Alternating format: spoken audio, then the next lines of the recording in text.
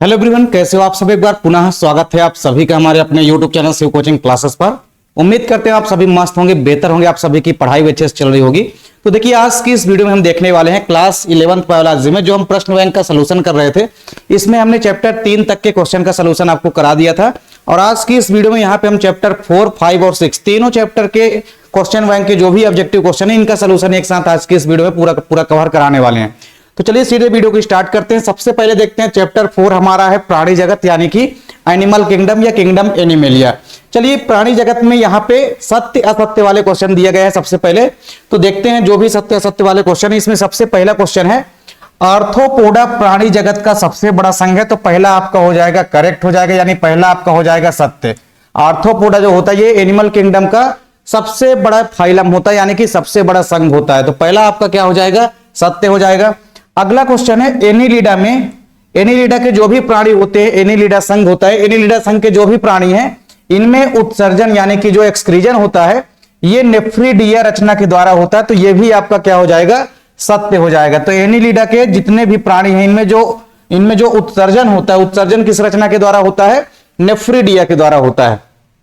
अगला क्वेश्चन है, मछलियां, उभयचर तथा सरीसृप जो है ये सभी असमतापी होते हैं। तो ये बात बिल्कुल सही है, यानी ये भी आपका हो जाएगा सत्य, क्योंकि मछलियां, उभयचर, सरीसृप ये सभी के सभी क्या होते हैं, असमतापी होते हैं। अर्थात तो इनका ताप जो होता है वातावरण के अनुसार बदलता रहता है, मतलब समय के अनुसार इनका तापमान जो है बदलता रहता है।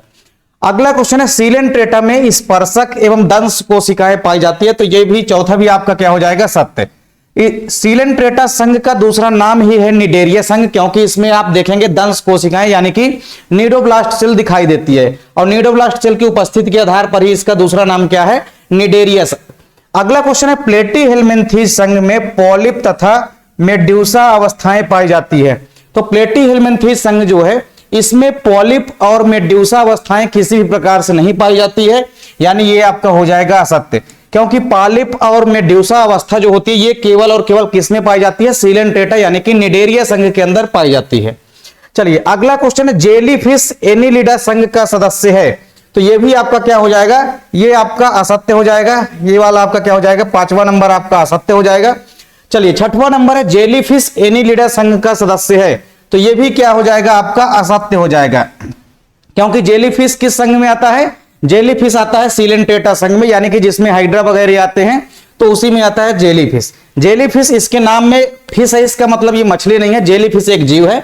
तो जेलीफिश जो है किसमें आता है, ये सीलेंट्रेटा संघ में आता है। तो एनिलिडा संघ का सदस्य ये बिल्कुल भी नहीं है, यानी ये क्या हो जाएगा, आपका असत्य हो जाएगा।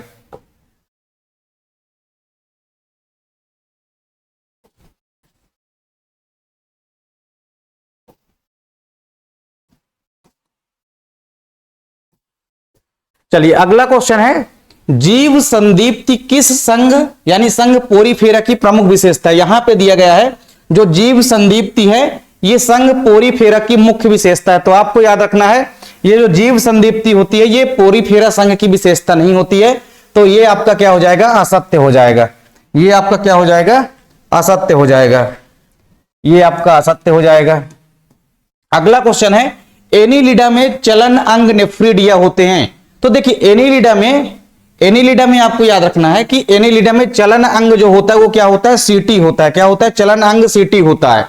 लेकिन आपको याद रखना है चलन अंग का मतलब होता है प्रचलन अंग, जिसके माध्यम से कोई भी एनिमल एक स्थान से दूसरे स्थान तक जाता है। यानी एनिलिडा में जो प्रचलन अंग होता है वो क्या होता है, सीटी होता है। तो ये बिल्कुल सत्य होता है। लेकिन यहां पे क्या दिया गया है कि एनिलिडा संघ में जो प्रचलन अंग या चलन अंग होता है वो नेफ्रिडिया होता है। तो आपको याद रखना है कि एनिलिडा संघ में जो चलन अंग होता है वो सीटी होता है, नेफ्रिडिया नहीं होता है। नेफ्रिडिया क्या होता है, उत्सर्जी अंग होता है।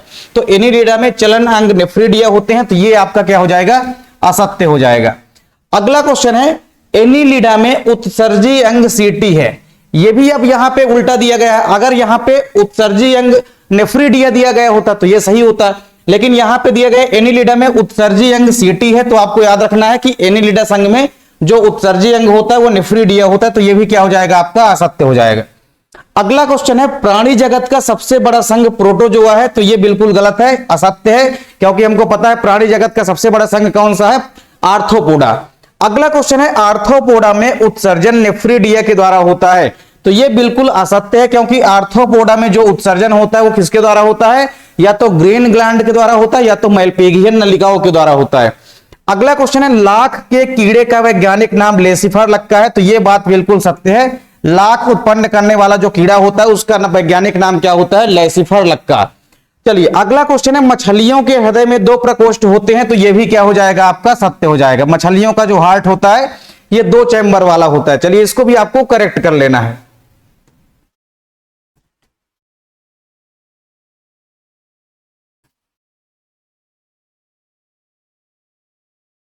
चलिए अगला क्वेश्चन यहां पे है, आर्थ्रोपोडा में उत्सर्जन नेफ्रिडिया के द्वारा होता है। तो हमने बताया कि आर्थ्रोपोडा में उत्सर्जन अंग जो है किसके द्वारा होता है, मेलपिगियन नलिकाओं के द्वारा होता है। यानी ये क्या हो जाएगा, आपका असत्य हो गया था। ये आपका क्या है, सत्य है। ये भी आपका सत्य था। मछली में हृदय कैसा होता है, 2 प्रकोष्ठी होता है। अगला है, पक्षियों में जो श्वसन होता है वो फेफड़ों के द्वारा होता है। तो ये बात बिल्कुल सत्य है। ये वाला आपका हो जाएगा सत्य, क्योंकि मछलियों के अंदर पक्षियों के अंदर जो श्वसन होता है यानी कि रेस्पिरेशन होता है, ये किसके द्वारा होता है, फेफड़े यानी कि लंग्स के थ्रू होता है। अगला क्वेश्चन है, स्टार फिश में प्रचलन जो है क्लाइटेलम नामक रचना के द्वारा होता है। तो ये आपका क्या हो जाएगा, असत्य हो जाएगा, क्योंकि स्टार फिश के अंदर हमने देखा था कि नाल पाद यानी कि ट्यूब फिट के द्वारा इनमें क्या होता है, प्रचलन होता है। अगला क्वेश्चन है, संघ एस्केलमेंथीज सत्य प्रकार की देह गुहा पाई जाती है। संघ एस्केलमेंथीज में सत्य प्रकार की देह गुहा पाई जाती है। तो ये क्या है, आपका असत्य है, क्योंकि संघ एस्केलमेंथीज में आपको याद रखना कूट गुहा यानी कि स्यूडोपोडिया प्रेजेंट होती है। अगला क्वेश्चन है, संघ आर्थ्रोपोडा में हीमोसील प्रकार की सम्मिति पाई जाती है। तो हीमोसील प्रकार की सम्मिति ने कोई भी नहीं होती है। हीमोसील प्रकार की क्या होती है, गुहा होती है। तो आपको याद रखना है कि ये क्या हो जाएगा आपका, ये भी आपका क्या हो जाएगा, असत्य हो जाएगा। तो संघ आर्थ्रोपोडा में क्या होता है, द्विपार्श्व सम्मिति पाई जाती है, यानी कि बाइलेटरल सिमेट्रिकल होते हैं। और इनमें आपको देखना है कि हीमोसील प्रकार की एक कैविटी होती है, इनके अंदर हीमोसील प्रकार का कोई भी सम्मिति या सिमेट्री नहीं होती है। अगला क्वेश्चन है, जल संवहन तंत्र एनिलिडा संघ की विशेषता है। तो आपको यह कर लेना है असत्य, क्योंकि जल संवहन तंत्र केवल और केवल यह विशेषता है इकाइनोडर्मेटा संघ की।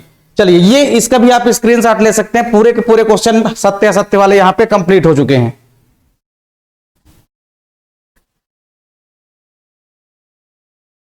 चलिए अब इसके बाद यहां पे केवल सत्य असत्य वाले क्वेश्चन ही चैप्टर 4 में आपके दिए गए हैं। इसके बाद अब चैप्टर 5 की बारी है। चैप्टर 5 में हम देखते हैं चैप्टर 5 में कौन कौन से क्वेश्चन दिए गए हैं। तो चैप्टर 5 में आपको देखना है, सबसे पहले यहां पे सही जोड़ी वाले क्वेश्चन दिए गए हैं। 3 सही जोड़ियों का सेट यहां पे दिया गया है। सबसे पहले देखेंगे पहला सेट।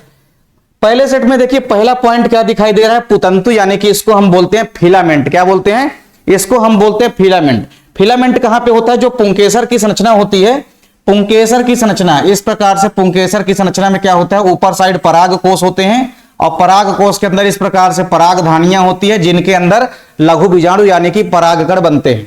और ये जो नीचे वाला लंबा व्रंत होता है इसी को हम बोलते हैं फिलामेंट या पुतंतु। ये तो ऊपर वाला एंथर या पराग कोष होता है, एंथर या पराग कोष होता है, और नीचे वाला जो भाग होता है ये क्या कहलाता है, ये कहलाता है फिलामेंट।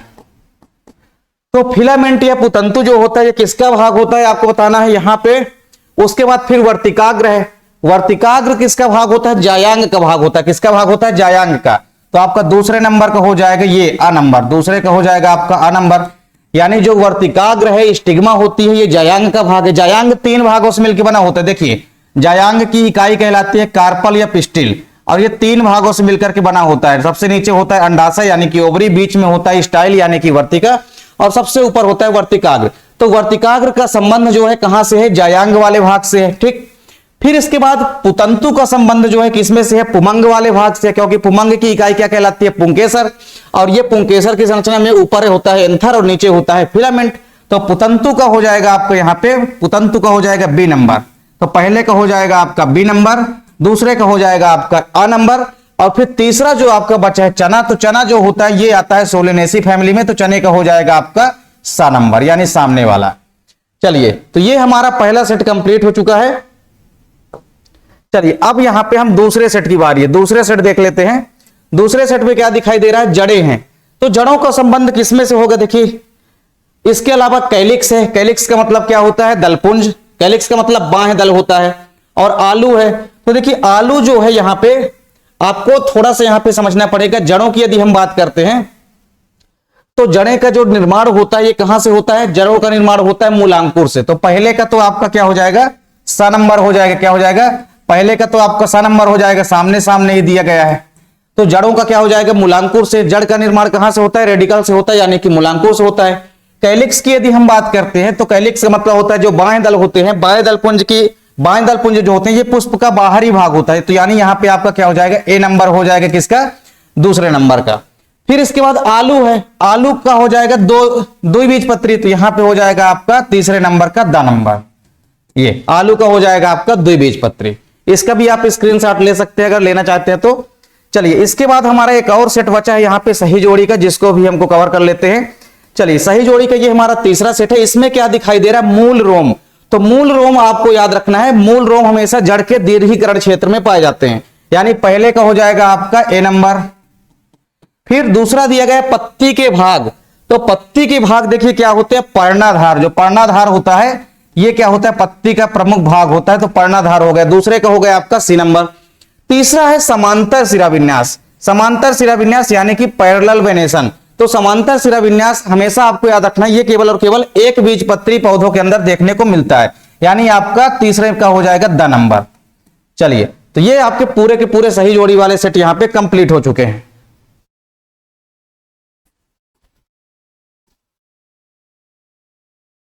चलिए, अब इसके बाद यहां पे दिया गया है कुछ इंपोर्टेंट दिया गया है यहां पे कुछ एक वाक्य में उत्तर। चलिए, एक वाक्य में जितने भी उत्तर है, पहला क्वेश्चन दिया गया है आम में फल भित्ति का कौन सा भाग खाया जाता है? तो फल भित्ति का कौन सा भाग खाया जाता है? तो आपको याद रखना है आम में जो फल भित्ति होती है उसका मध्य फल भित्ति यानी जो मीसोकार्प होता है। मीसोकार्प यानी जो मध्य वाला भाग होता है, जो गूंजे वाला भाग होता है, गूदेदार भाग होता है, उसको हम बोलते हैं मीजोकार्प। तो मीजोकार्प या आप लिख सकते हैं मध्य फल भित्ति। क्या लिख सकते हैं? हिंदी में अगर आपको लिखना है तो आप लिख सकते हैं मध्य फल भित्ति। अगला क्वेश्चन है तने का विकास बीज के किस भाग से होता है? तो आपको याद रखना है प्रांकुर से। कहां से होता है? तने का निर्माण होता है प्रांकुर से, यानी कि प्रीम्यूल से, प्रांकुर से होगा। अगला क्वेश्चन है एक बीजपत्री बीज का जो बीज पत्र होता है ये क्या कहलाता है? तो हमेशा आपको याद रखना है एक बीजपत्री बीज, जैसे मक्के का बीज हो गया है ना बीज, इसके अलावा गेहूं चावल हो गए, ये सब एक बीजपत्री बीज के एग्जाम्पल हैं। तो एक बीजपत्री बीज का जो बीज पत्र होता है यानी जो कॉटिलीडन होता है ये क्या कहलाता है? स्कूटेलम कहलाता है। ये कहलाता है स्कूटेलम। तो आपको याद रखना है स्कूटेलम। जो एक बीजपत्री बीज हैं इनका बीज पत्र कहलाता है स्कूटेलम। तो ये आपको तैयार कर लेना है। यहां पे दो तीन जो एक वाक्य में उत्तर दिए गए इनको भी आपको साथ ही साथ तैयार कर लेना है। चलिए, इसके बाद अब हम देखते हैं चैप्टर 6 का। तो चैप्टर 6 के सोल्यूशन को भी यहां पे हम एक ही साथ कवर करेंगे। चैप्टर 6 में देखते हैं क्या क्या दिया गया। चैप्टर 6 में देखिए सबसे पहले क्या है? सही जोड़ी है। तो सही जोड़ी वाला क्वेश्चन यहां पे पूरा का पूरा हम सबसे पहले कवर करेंगे। चलिए, सही जोड़ी वाले क्वेश्चन में देखिए पहला ऑप्शन क्या दिखाई दे रहा है? विभाज्योतक ऊतक। तो विभाज्योतक ऊतक का मतलब क्या होता है? विभाज्योतक ऊतक का संबंध कहां से हो जाएगा? विभाजनशील कोशिकाओं से। किसमें से हो जाएगा? विभाज्योतक ऊतक का संबंध हो जाएगा विभाजनशील कोशिकाओं से। यानी पहले का हो जाएगा आपका ब नंबर। क्या हो जाएगा? पहले का ब नंबर। चलिए, मूल गोप की यदि हम बात करते हैं तो मूल गोप कहां पाए जाते हैं? ये पाए जाते हैं जड़ में। यानी दूसरे का आपका क्या हो जाएगा? दूसरे का हो जाएगा आपका स नंबर। इसके बाद जो बुल्ली फार्म कोशिकाएं होती है ये कहां पाई जाती है? ये जो बुल्ली फार्म कोशिकाएं होती है एक बीजपत्री में पाई जाएगी। यानी आपका तीसरे का हो जाएगा क्या? तीसरे का हो जाएगा अ नंबर। फिर रंध्र की यदि हम बात करते हैं तो रंध्र का संबंध कहां से होगा? पत्ती से होगा, क्योंकि रंध्र या स्टोमेटा कहां पाए जाते हैं? पत्ती में। तो चौथे का आपका क्या हो जाएगा? यहां पे ए नंबर हो जाएगा। फिर दिया गया आपका फ्लोयम। फ्लोयम का काम क्या होता है? भोजन का परिवहन। तो फ्लोयम का काम क्या हो जाएगा? यहां पे भोजन का परिवहन। यानी आपका पांचवे का हो जाएगा यहां पे द नंबर। चलिए, इसके बाद है खनिज लवणों का परिवहन। तो देखिए खनिज लवणों का जो परिवहन होता है वो जाइलम के माध्यम से होता है। फ्लोयम के माध्यम से क्या होता है? भोजन का परिवहन होता है। इसके अलावा जल और खनिज लवणों का जो परिवहन होता है वो जाइलम के माध्यम से होता है। तो जाइलम ना दे करके यहां पे एग्जांपल देखिए फ्लोयम दिया गया है। तो यहां पे आपको बना लेना, यहां पे मिसप्रिंट हो गई है बनाने वालों से। तो यहां पे आपको बना लेना है जाइलम। क्या बना लेना है? जाइलम। और अगर आप जाइलम नहीं बनाएंगे तो फिर आपको यही वाले ऑप्शन को सामने लिखना पड़ेगा। तो यहां पे अगर जाइलम ऑप्शन होना चाहिए एग्जैक्ट, तो यहां पे जाइलम होना चाहिए। तो पौधों में जो खनिज लवणों का अवशोषण होगा वो होगा जाइलम के द्वारा। यानी आपका छठवें नंबर को हो जाएगा फ नंबर। तो ये आपके पूरे के पूरे यहां पे कवर हो गए सही जोड़ी वाले क्वेश्चन। तो इसका आप स्क्रीनशॉट अगर लेना चाहते हैं तो ले सकते हैं। चलिए, इसके बाद हम देखते हैं हमारा यहां पे कुछ एक वाक्य में उत्तर है, इनको भी हम साथ ही साथ कवर करते हैं। चलिए, पहला क्वेश्चन क्या कह रहा है कि एक बीजपत्री मूल में संवहन मंडल की संख्या होती है। जो एक बीजपत्री मूल का मतलब होता है जड़ें, तो एक बीजपत्री पौधे की जो जड़ें होती है इनमें संवहन मंडल की संख्या कितनी होती है? तो आपको याद रखना है 6 से अधिक। जो एक बीजपत्री पौधा है उसमें संवहन मंडल की संख्या कितनी होती है? ये 6 से अधिक। तो 6 से अधिक अगर वैस्कुलर मंडल दिखाई दे रहे हैं, इसका मतलब वो एक बीजपत्री जड़ है। कैसा है? मोनोकाट रूट है। अगला क्वेश्चन है अंतःकाष्ठ में उपस्थित पदार्थों के नाम लिखना है। तो अंतःकाष्ठ जो होता है इसमें उपस्थित पदार्थों के नाम आप लिख सकते हैं। एक आप लिख सकते हैं रेजिन, क्या लिख सकते हैं आप? रेजिन। इसके अलावा आप लिख सकते हैं मोम, क्या लिख सकते हैं? मोम। तो ये सभी के सभी भाग जो है अंतःकाष्ठ में यानी कि लकड़ी के अंतः वाले भाग में उपस्थित होते हैं।